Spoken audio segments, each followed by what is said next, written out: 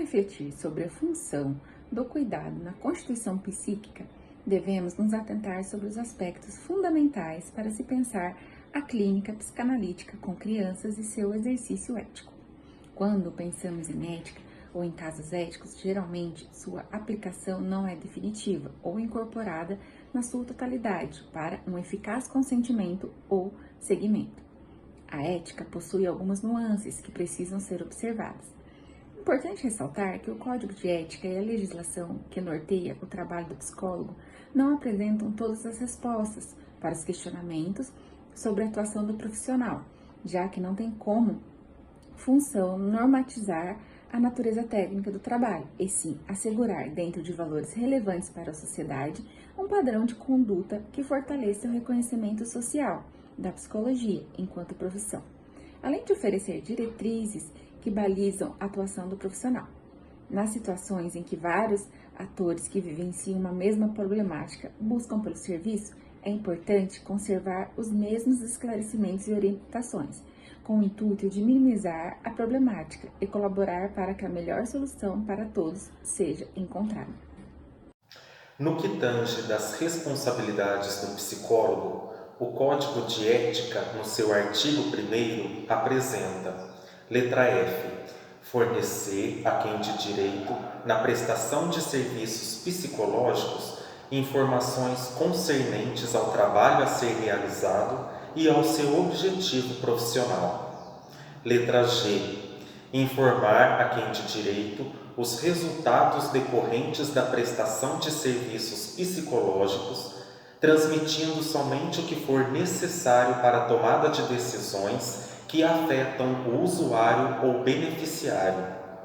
O psicólogo defronta-se com uma série de questões para garantir que seus pacientes recebam o melhor tratamento possível, ao mesmo tempo que deve equilibrar os direitos do paciente com os da comunidade, questões que criam dilemas éticos e legais. É esperado que os psicólogos clínicos forneçam a seus pacientes conhecimento antecipado sobre o que podem esperar do tratamento.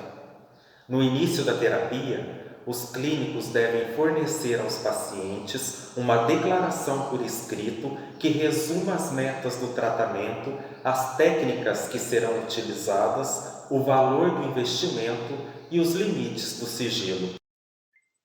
Em casos especiais, quando pacientes potenciais são incapazes de entender as questões para dar um consentimento informado, como por exemplo, crianças ou pessoas que são incapazes de entender a natureza total do tratamento devido a deficiências cognitivas ou outras deficiências psicológicas, o profissional deve trabalhar com a família do indivíduo ou com outros guardiões legalmente constituídos. Em casos de proteção infantil, o interesse e o bem-estar da criança são soberanos, pois devemos apresentar a preposição de que a dimensão intersubjetiva se mostra como um elemento central às práticas de cuidado na infância. Sendo assim, é importante que os pais estejam envolvidos com a psicoterapia da criança, e cabe ao analista entender e saber manejar a situação para que o melhor encaminhamento seja realizado. Priskolnik argumenta que, de qualquer modo, com o envolvimento dos pais ou não, estes sempre aparecerão em análise. Desta forma, alguns autores apontam diversos modos de se trabalhar com os pais na terapia infantil. Alguns, como Anna Freud, prezavam apenas por entrevistas com os pais, com um cunho de orientação educativa. Melanie Klein considerava de extrema importância a análise do mundo interno da criança, prezando pelo encaminhamento dos pais a outro analista. Douto e Manoni tinham como foco escutar os pais em entrevistas, não dando-lhes orientações, mas ajudando a redimensionar as questões da criança e auxiliando também na ressituação de suas questões. Entende-se que não há uma única modalidade de inserção dos pais na terapia da criança, mas compreende-se a importância de se promovê-la. Psicológica, em uma perspectiva fenomenológico-existencial, o discurso constitui a essência do processo psicoterapêutico, pois é na linguagem que o ser, isto é, o real, se revela. Como uma das problemáticas, a questão da criança necessitar do acompanhamento de profissionais além da psicoterapia. Como mantermos a conduta ética nesse caso, além de contemplarmos e executarmos o que nos apresenta o artigo 6º do Código de Ética Profissional, que diz: o psicólogo no relacionamento com profissionais não psicólogos. A. Encaminhará a profissionais ou entidades habilitados e qualificados demandas que extrapolem seu campo de atuação. B. Compartilhará somente informações relevantes para qualificar o serviço prestado, resguardando o caráter confidencial das comunicações, assinalando a responsabilidade de quem as receber de preservar o sigilo. Ainda a relevância da segunda determinação da legislação. O psicólogo responsabiliza-se pelos encaminhamentos que se fizerem necessário para garantir a proteção integral do atendido. Em casos de insistência por parte dos pais, uma sessão é agendada somente com os mesmos, com a finalidade de verificar essa demanda e para reforçar a necessidade desse espaço onde os filhos poderão se sentir mais à vontade em falar e expressar seus sentimentos. O envolvimento cauteloso dos pais no processo terapêutico dos filhos é importante, porém é respeitável avaliar o motivo da insistência para tal participação, proporcionando um espaço de escuta. Contudo, é importante afirmar o que nos orienta o Código de Ética. Artigo 9. É dever do psicólogo respeitar o sigilo profissional a fim de proteger, por meio da confidencialidade, a intimidade das pessoas, grupos ou organizações a que tenha acesso no exercício profissional.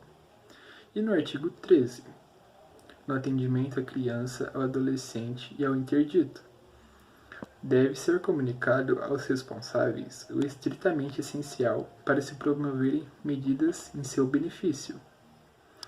Não obstante, devemos considerar a Constituição brasileira no artigo 227, que assegura a proteção integral à criança e ao adolescente.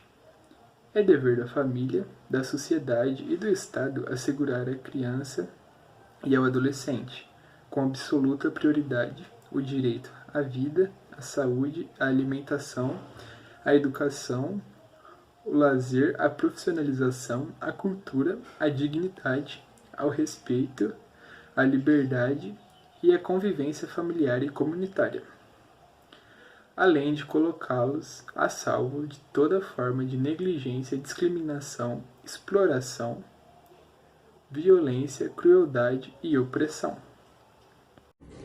O ECA, Estatuto da Criança e do Adolescente, apresenta-nos uma vasta normativa e situações, assegurando que os direitos das crianças e dos adolescentes estão em primeiro lugar. Seus direitos devem ser tratados com prioridade absoluta, junto à família e demais âmbitos envolvidos, tomando conhecimento da realidade social nas quais as crianças estão inseridas. E dessa maneira pode-se pensar nas intervenções de forma contextualizada, em uma perspectiva biopsicossocial.